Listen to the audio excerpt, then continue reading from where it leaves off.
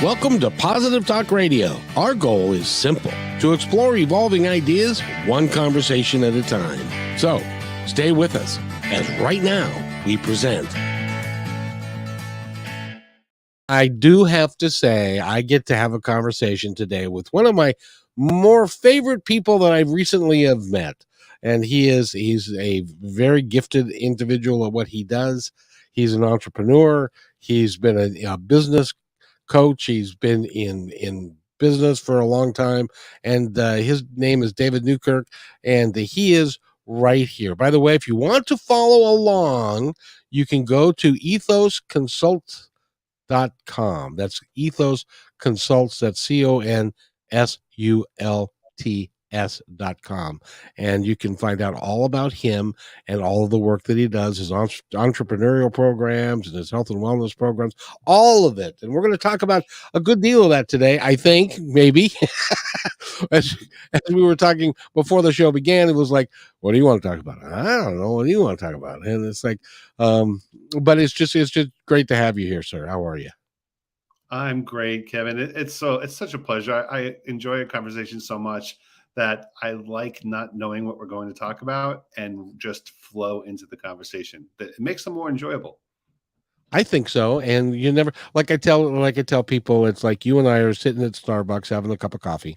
I use Starbucks because they're here, and the third person sitting there is the audience, and they get a chance to understand what we're talking about, and we try to make it as clear as possible. Mostly, sometimes not so much, but in any event, it's great to have you here. You are a consultant, and you work with entrepreneurs to meet business objectives, and you coach personal challenges for both, so to try and get everybody in sync. Because one of the things that you say that I want to talk about is that there really is no difference between being an entrepreneur and your private life.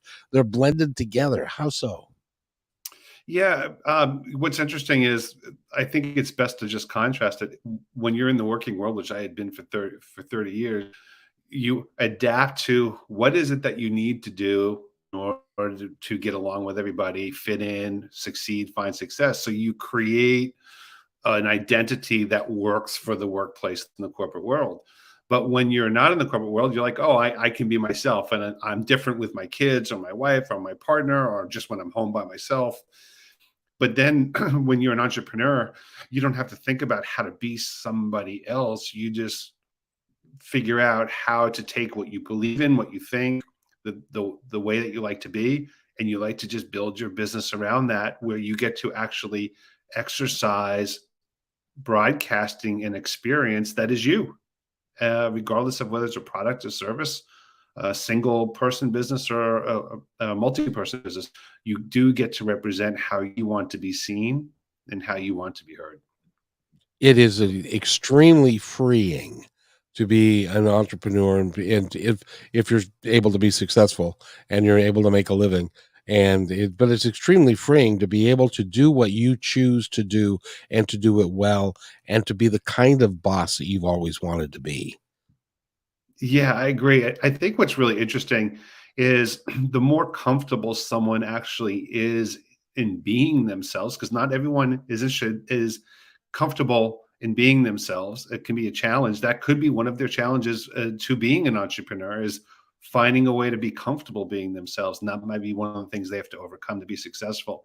But being yourself is really a representation of your personal brand, which really is a big part of being an entrepreneur, is the personal brand, because people are buying you, not just the product or the service absent of you. Oh, exactly, and I believe that. But help me here, because I don't quite understand how somebody doesn't know who they. Well, I suppose that's pretty normal, that a lot of people don't know Mhm, who they really are, and how they present themselves to the world, and how people mhm. perceive them, because they may have a completely different idea of how they're being perceived than the other people think of them. Does that make sense? It I makes don't know. it, it makes total no, it makes total sense. And there's different ways to, I think, to look at it. One of a couple lenses here. One lens is that people sometimes are used from that corporate world, or maybe in their family conditioning or social conditioning. They're always used through obligation to be however they need to be for someone else to be happy with them or to feel satisfied in their interaction. So you're conditioned that way for such a long time. You sort of say, well, how do I need to be successful? And you're trying to figure out how to be successful with people you're trying to sell to or service as clients or customers. And you're not being yourself. And that can show in some positive ways, but also in some negative ways, because it could lead to confusion in the experience, because it may be erratic from customer to customer or prospect to prospect what you're delivering, and people are having a hard time understanding who you are. One of my problems, and baby, David, help me, Mhm. please. I need some help here.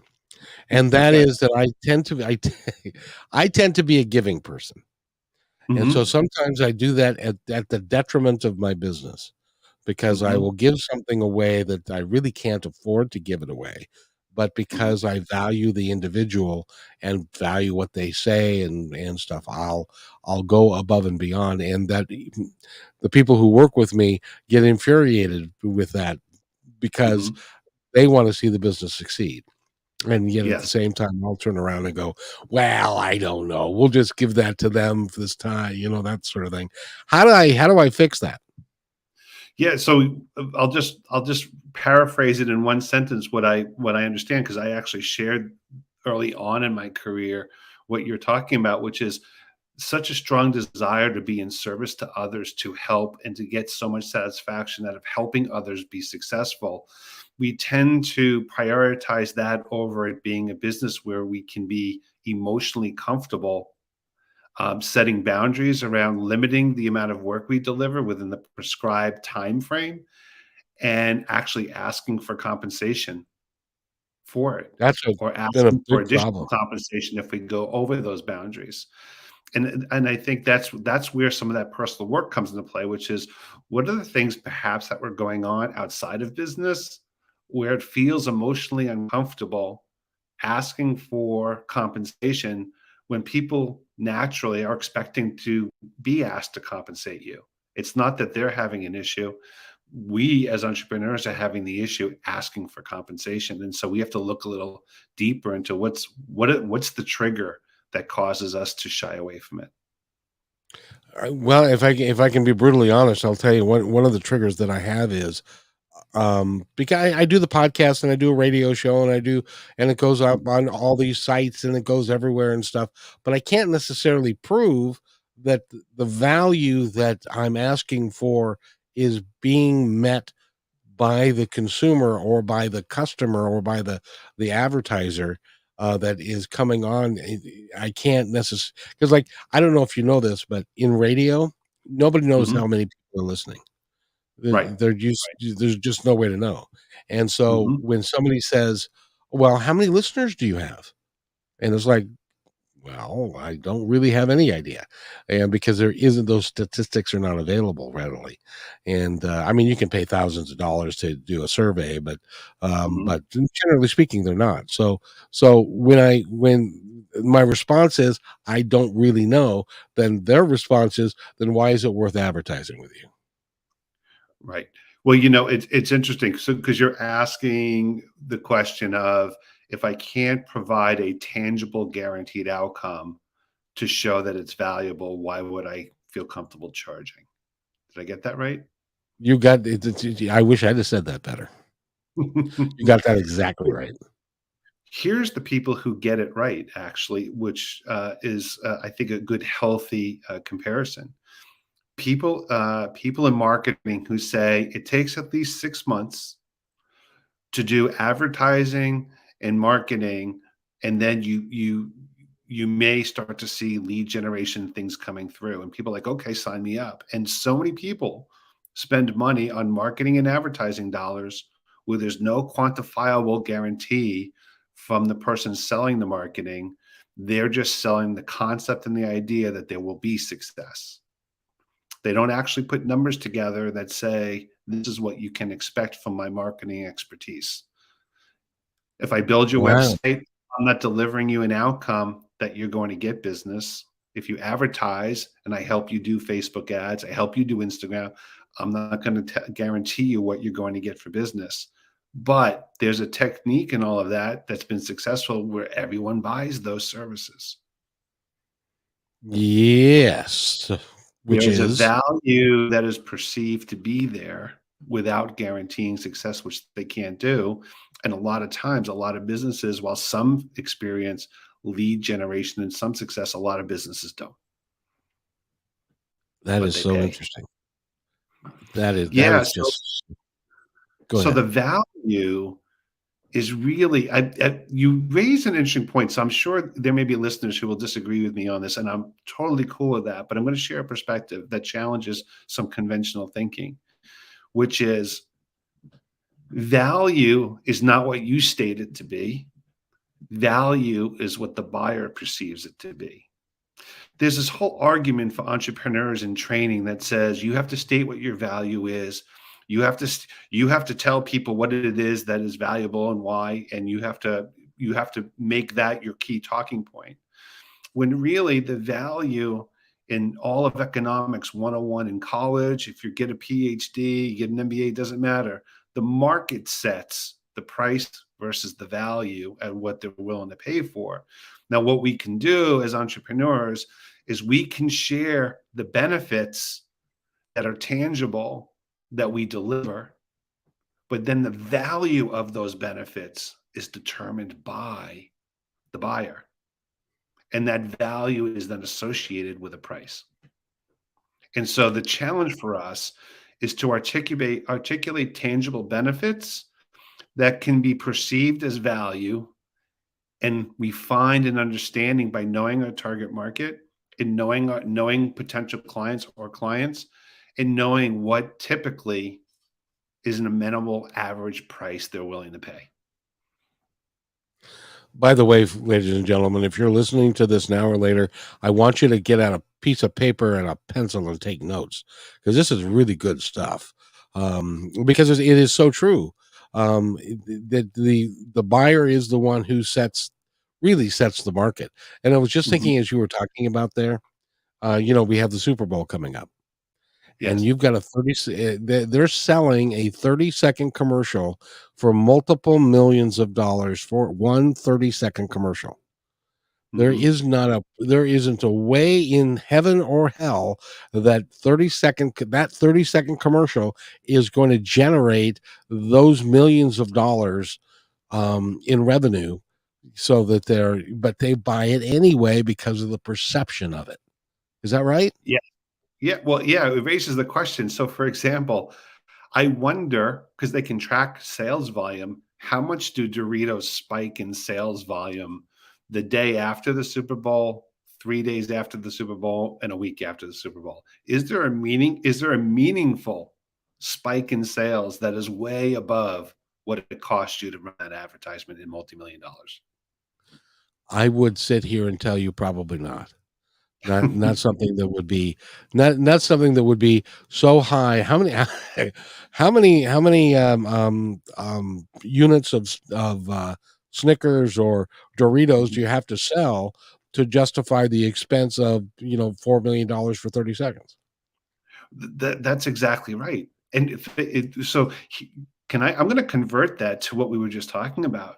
So let's say you hire someone to do marketing and advertising for you, and usually they like to sell 6 months of consulting services and other things, and that's totally cool. That's fine.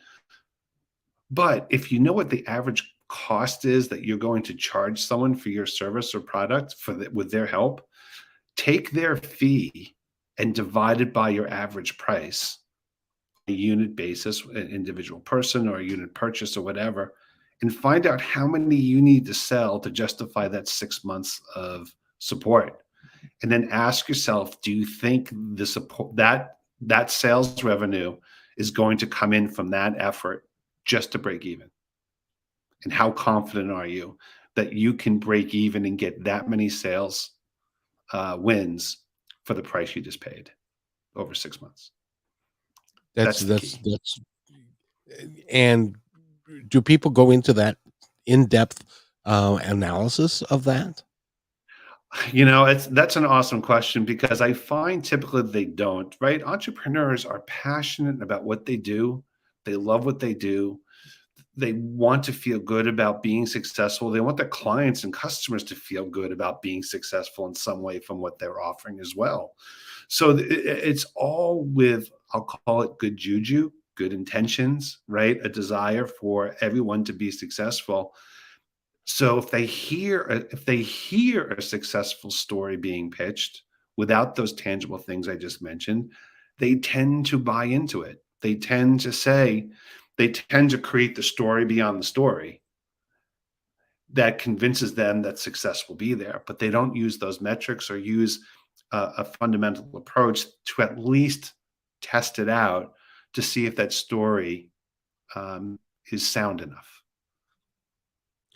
It's it's interesting. I learned a very valuable lesson a long time ago, and that was I went to a place called the Good Health Pantry in by where the radio station was, and I said I would love for you.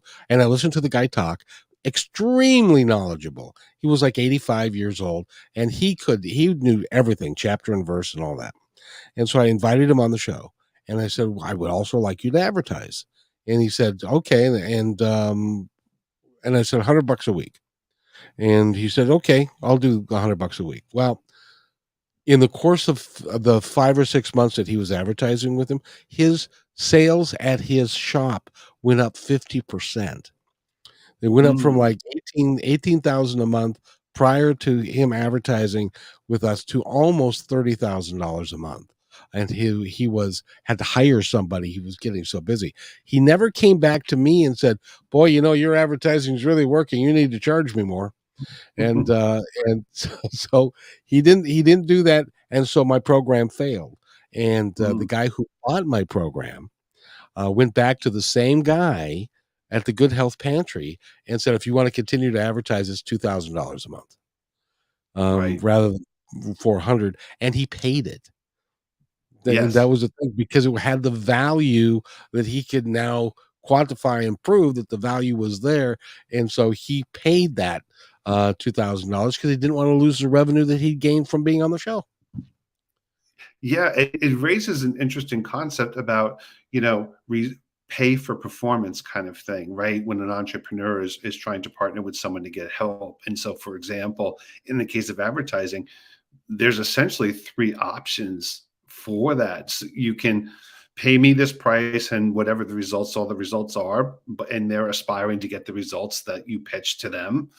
There is you can pay me a lower fee, but the reason why you're paying me a lower fee is because as a percentage of the results and success that you have, I get a cut of that, which makes up for the low fee for that you're charging for the service. So you charge a fee for the service plus a percentage on the success.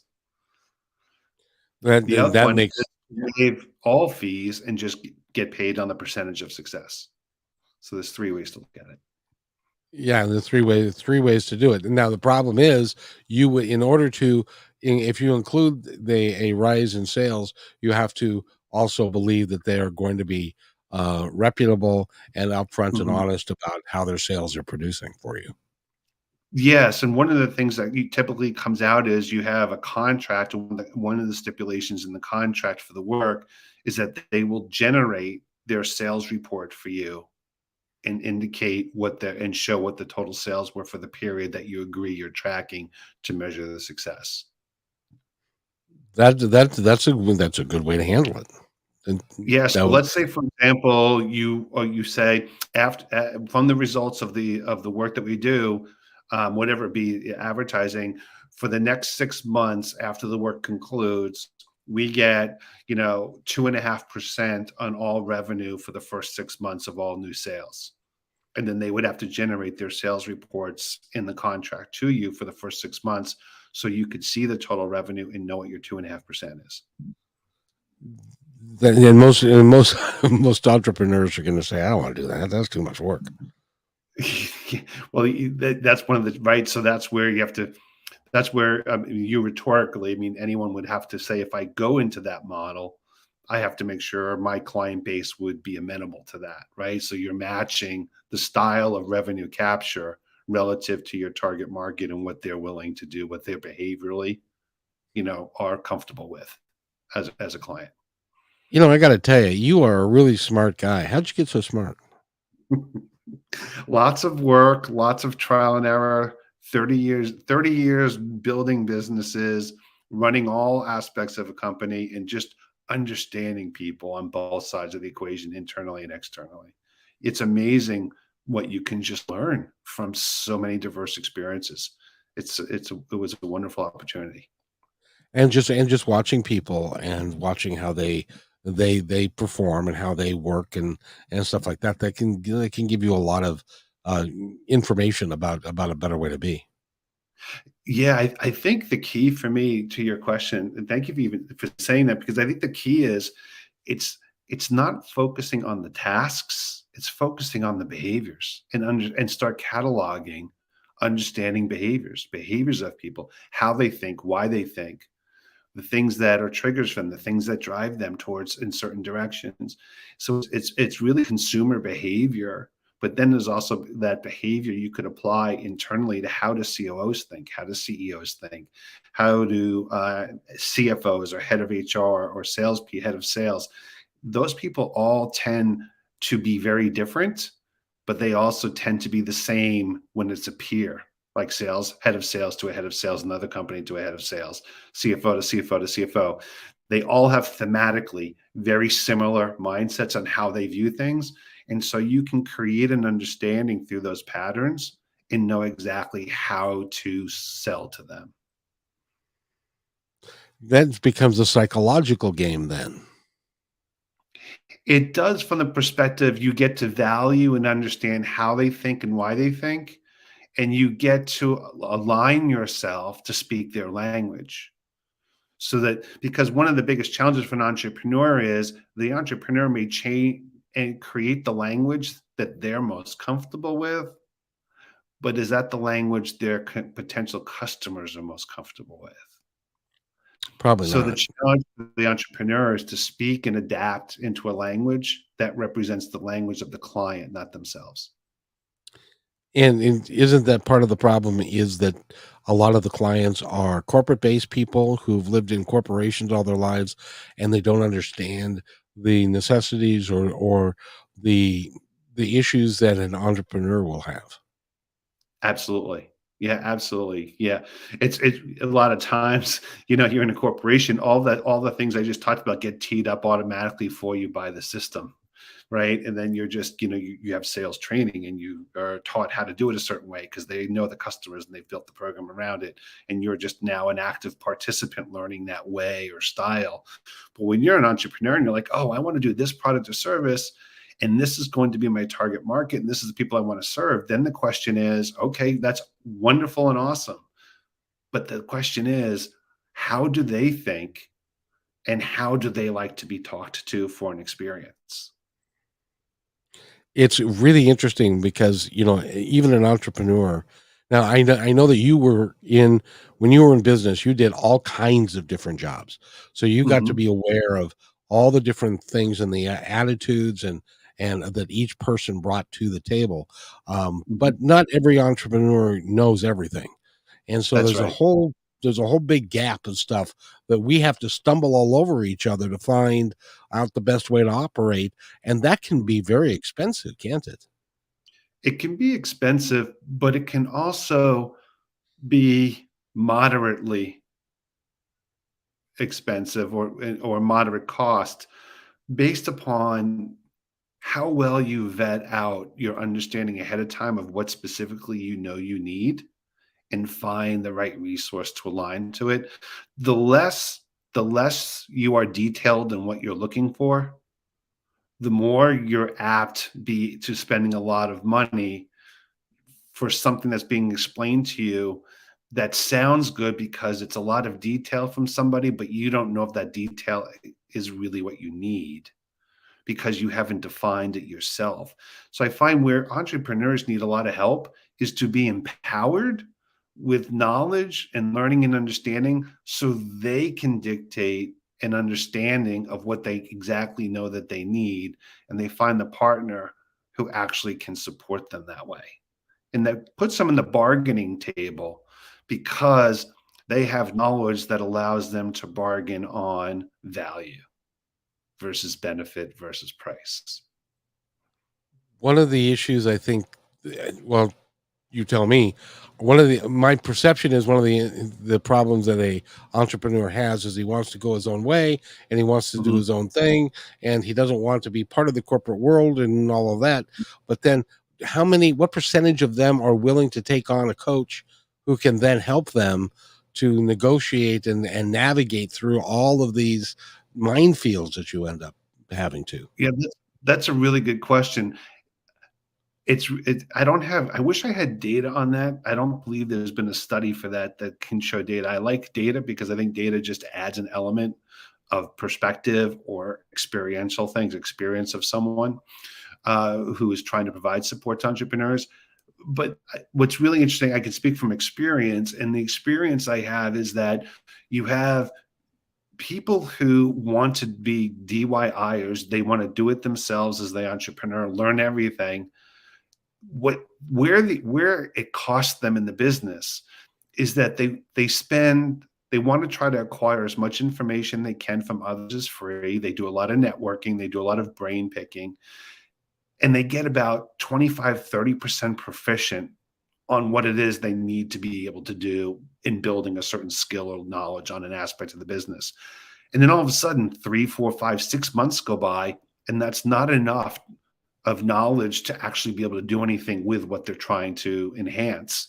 And so now time has gone by, and because they haven't spent any money on an expert in some fashion to help them, they're in the same spot that they are, but just a little bit smarter, relatively speaking. They're not proficient enough to make a difference. And so I think there's no right or wrong, but I think the entrepreneur just needs to look at how much time do I have that I can wait. It's the time value of money.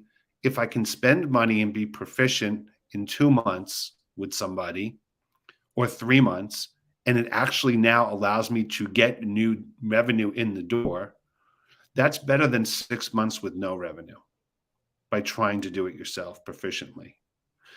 And then it goes to the question: is it because they don't have funding, or just because they don't want to spend the money? Right? And those are two different challenges that deserve two different thoughtful answers. Boy, no kidding. What if you've got the is it do entrepreneurs think like this? I know I've thought like this in the past, and that is I've got X number of dollars. Now, if I Mhm. don't spend any money, my X number of dollars is going to go farther if I don't Mhm. spend any money and I don't have any revenue, rather than maybe I should spend the money to gather the revenue and to have the support structure that I need to be able to generate the revenue on a faster basis than to try and save it and wait until and just to try and eke my way through for a period of time, which is a better way to go. I think the better you just prompted in me this answer, and I hope Kevin, this answers your question. What prompted me is any money that an entrepreneur spends on, my recommendation is they should be able to know with a high degree of confidence how that expenditure either generates more revenue, cuts costs, or allows them to maintain clients without the risk of losing them, because that's why they're paying, because they don't they're losing customers and they want to keep customers, and they're spending money in some way that's going to let them keep customers, which means keep revenue. So if you as an entrepreneur are not able to make a decision that ties to how it's going to generate revenue, protect revenue, or cut costs, which ultimately is your financial, which is why you want to be able to be a successful entrepreneur. It's all about the financials. Then it's not worth spending the money.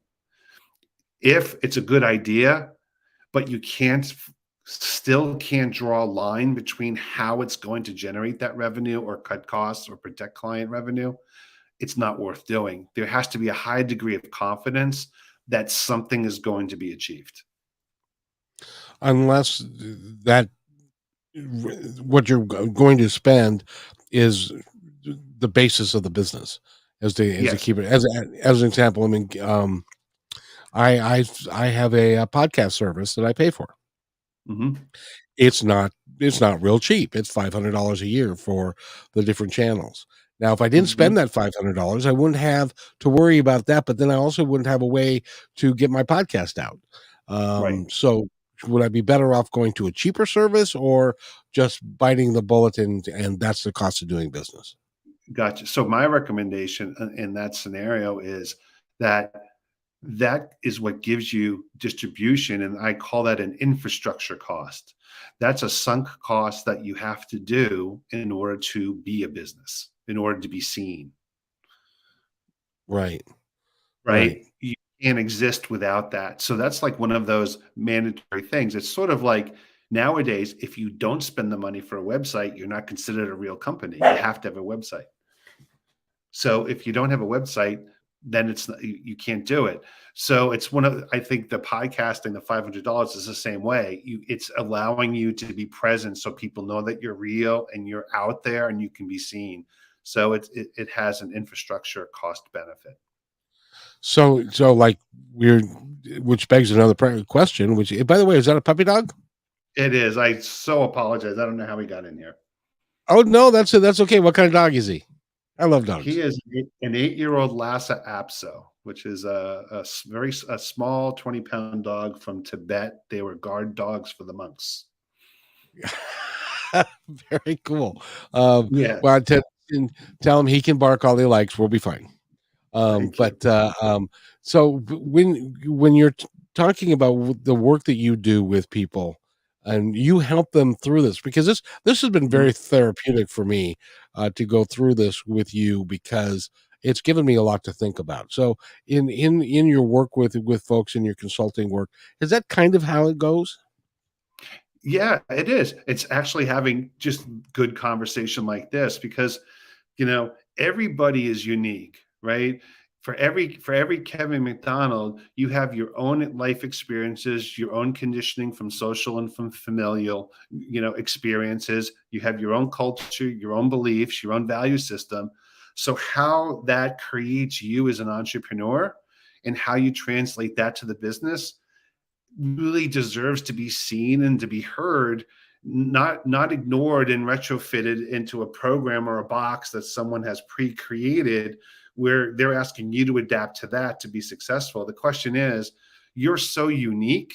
How does that come through where that's your identity, that's who you are, all those things are in place, and how do you actually allow that to be your success model? And I think that, and so it starts with like these types of conversations where you get to you get to feel like everything about you as an entrepreneur is coming through in the business, and the success is actually showing that who you are and what you are is actually the success model.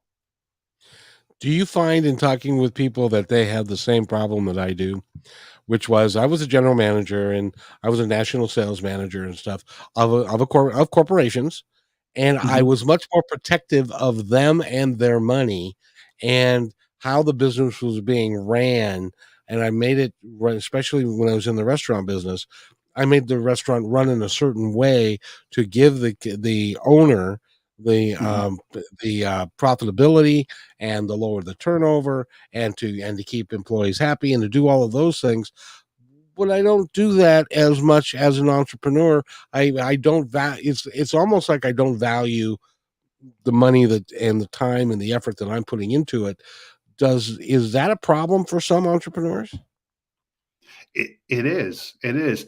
Um, One of the hardest things, well, it depends. Like you have entrepreneurs that where I don't like the word mindset, but I'm going to use it for this answer. The mindset is they're very traditional in their thinking. They may be very results oriented. They may be very task oriented, and they may, just focus on get the business, get the business, get the business. And that's totally cool. That's the way some people are wired, and there's nothing wrong with that at all. And they have to figure out how to have success with that mindset. There are other people who are like relationship based, like you are, where you value relationships and you feel like you get nourished by having reciprocating views on a relationship from the people that you're talking to, and in a way, that's giving you what you need, and therefore the money becomes less of a focus or a desire because it's the relationship, the power of connection, and other things. But it does challenge you to ask, is what you're doing a hobby or a business? A Ah, hobby is enjoyable, a business is for profit. exactly. But I want both. Dang it. And you can have both because your hobby is your passion, but it's about getting help, being comfortable, either asking for the revenue, right, for your work, the quality of your work, or having someone else own it for you and allow them to do it on your And behalf. that's kind of where I think I need to go with that, because I really need to I like being the jovial guy that likes to get along with Mhm, everybody, that doesn't like to have hard conversations.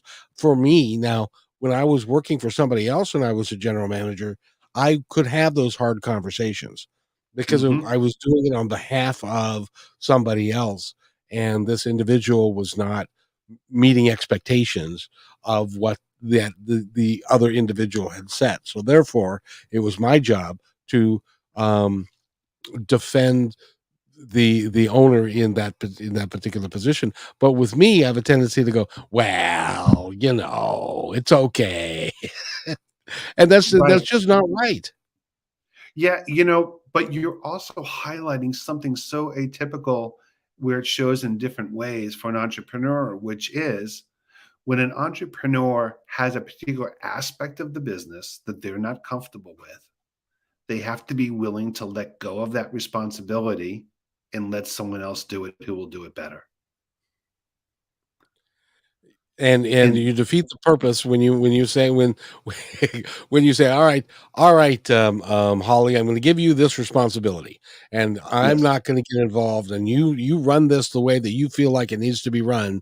And then she yes, runs it, and then somebody comes to you and says, I don't like how she's running that, and then you undercut her, and it defeats the entire purpose of the exercise, right?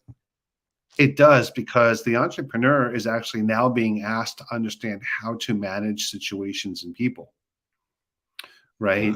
And so, you know, I look at it as I came up in the corporate world where one of the training ideas that was bequeathed to me, and I actually loved it, which was if a customer or prospect complains about your employee and the experience, always get the other side from your employee. Because if you don't know that prospect or customer and you don't have a history, then how do you know what they're saying is valid? You don't. You do have customers who make valid points like that, a valid complaint, but you also have people who have an axe to grind where like, I just want to try to get stuff for free. I just want to try to get a benefit out of this, you know, or they had a bad day themselves. The salesperson didn't do anything wrong, but they just took it the wrong way because they were in a bad mood and they decided to complain because they've had a bad day all day. And the salesperson didn't do anything wrong. So we have to look at always giving our employees the benefit of the doubt, but do find the truth and do hold them accountable if they messed up, but don't assume they messed up just because someone told us. Let's give them the benefit of the doubt, check it out, and make a qualified decision. And that's really is wonderful advice. I was when I was in the restaurant business, sometimes you will get called to a table as the manager on duty, Mhm. and somebody will be unhappy with either the service or the food or whatever it is. And I had a standing rule that when I would go to the table, that the customer was always right to their face. Mhm. I would give them what the customer wanted, what they needed, but then I would go and find out what actually happened. And I would never get mad at an employee if a customer was, unless I could prove that the employee was actually at fault. I think that's awesome because when an employee is working hard and trying to do a good job, nothing is worse than feeling like you didn't do anything wrong and you're being viewed negatively for actually not doing anything wrong. But Right. but they but they can understand, right, that the customer is always right for the sake of the business. They can get behind that, but as long as they know you have their back afterwards, and Yes. they get some form of verbal support from you on that, and they know you're not just saying it like you did to the customer, that you actually mean it, that goes a long way to, to the employee being really happy in the workplace, knowing they're covered. Exactly. And but at the same time, there was also a case where somebody we used to have something called a there were a secret shopper people would come in. Yes. Yeah. And the secret shopper came in and they gave this particular waitress a horrible report. A horrible report. And so I got the report, sat the employee down, and I said, they said this, this, and this, and we're paying them to come and do this. So I had no reason to believe that they were doing anything wrong. Mhm. And I said, so this is the action I want you to take to correct that so that we can get past that issue. And she made the corrections, I thought. And then a month and a half later, I get this 3-page letter from another customer about the same employee, and it was Mm. was pretty much verbatim all the things along what the secret shopper said. This person said. So I showed the gal the letter, and I said, "I'm sorry." And she says, "What, are you going to fire me?" I said, well, "What would you do?" I can't allow you to be out there. These are my customers. These are the people that I depend Mhm. upon for my paycheck, and the other people you work with. I can't allow you to be there, and stuff like that. Was that the right thing to do? Absolutely, because you gave her valid information, you gave her an opportunity, you allowed her to seek out finding success after the feedback. So, which is really cool. I mean, our job when we manage people, even as entrepreneurs, our job is to do the best we can to have employees feel like they're all inclusive within our workplace. They feel valued, they feel being seen and being heard, and they feel they're being supported. But it's a two-way street.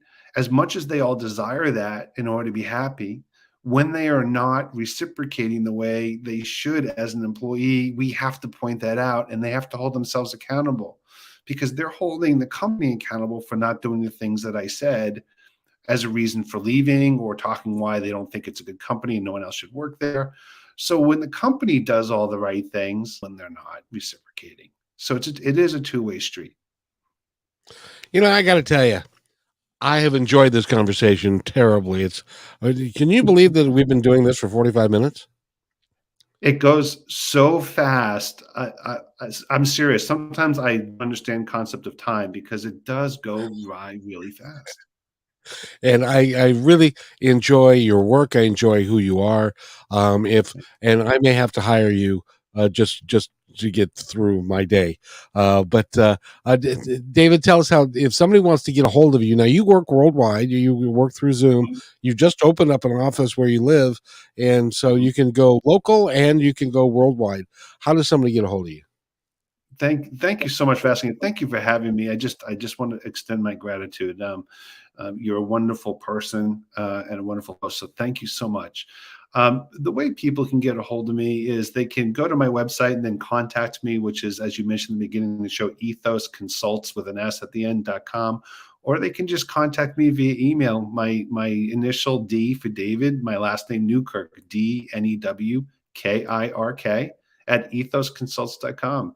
And if they'd like to just have a conversation or talk through something, I'm all ears. I'm up for having a good conversation with somebody. Well, I got to tell you, you are a very very gifted man at what you do, but you also have got a great heart. And Thank you. sometimes those are not contained in the same in the same package, if you know what I mean.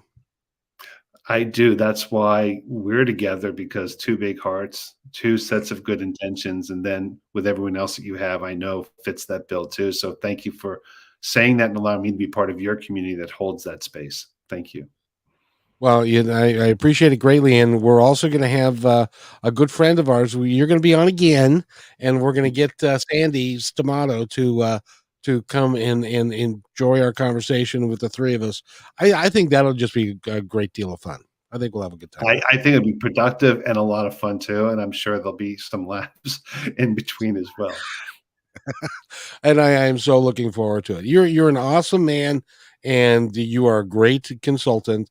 You've got lots of experience. You've been around the block more than once, and so you're really good at what you do. And so I would encourage you, if you have the need, if you're an entrepreneur, and everybody needs a coach. Entrepreneurs need coaches too, because we have blind spots.